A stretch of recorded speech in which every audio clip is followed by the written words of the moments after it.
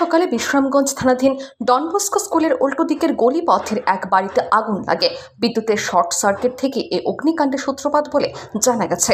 এলাকাবাসীর মাধ্যমে খবর পেয়ে ঘটনাস্থলে পৌঁছয় বিশ্রামগঞ্জ ফায়ার সার্ভিস স্টেশনের দমকল কর্মীরা, কিন্তু গলির রাস্তা সংকীর্ণ হওয়ায় গাড়ি ঘটনাস্থলে পৌঁছতে পারেনি। এই অবস্থায় দীর্ঘ ডেলিভারি পাইপ সংযোগ করে দমকল কর্মীরা ঘটনাস্থলে পৌঁছে আগুন আয়ত্তে আনেন। অগ্নিকাণ্ডে দুটি বসতঘর পুড়ে খাক হয়ে যায়। এদিন দমকলের এক কর্মী জানান, রাস্তা সংকীর্ণ থাকায় দমকলের গাড়ি ঘটনাস্থলে পৌঁছতে পারেনি। বিদ্যুতের শর্ট সার্কিট থেকে এই অগ্নিকাণ্ডের সূত্রপাত বলে জানান তিনি। আগুনে দুটি বসতঘর ক্ষতিগ্রস্ত হয়। ক্ষয়ক্ষতির পরিমাণ এখনো বলা যাচ্ছে না বলে জানান তিনি। ডন বস্কো স্কুলের উল্টা সাইডে একটা বাড়িতে আগুন লাগে আর কি। তো আমরা খবর পেয়েছি বিশ্রামগঞ্জ ফায়ার সার্ভিস থেকে সকলে গাইলাম থেকে আমরা আগুন নিয়ন্ত্রণে আছি। কয়টা ঘর পুরো আছে?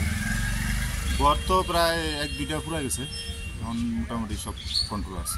গাড়ি কি ডাইরেক্ট ঢুকছে না, গাড়ি জায়গাত গেছে না, গাড়ির রাস্তা চিকন। তো আমরা অনেকটি রুলি ডেলিভারি পাইপ লাগানোর পরে এরপরে এই জায়গা চলতে হয়েছে। তাহলে আমরা কোন ফায়ার সার্ভিস? আমরা বিশ্রামগঞ্জ ফায়ার সার্ভিস থেকে এসেছি।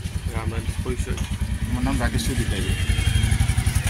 স্থানীয়দের অনুমান, অগ্নিকাণ্ডে প্রায় 5 থেকে 8 লক্ষ টাকা সামগ্রী ক্ষয়ক্ষতি হয়েছে।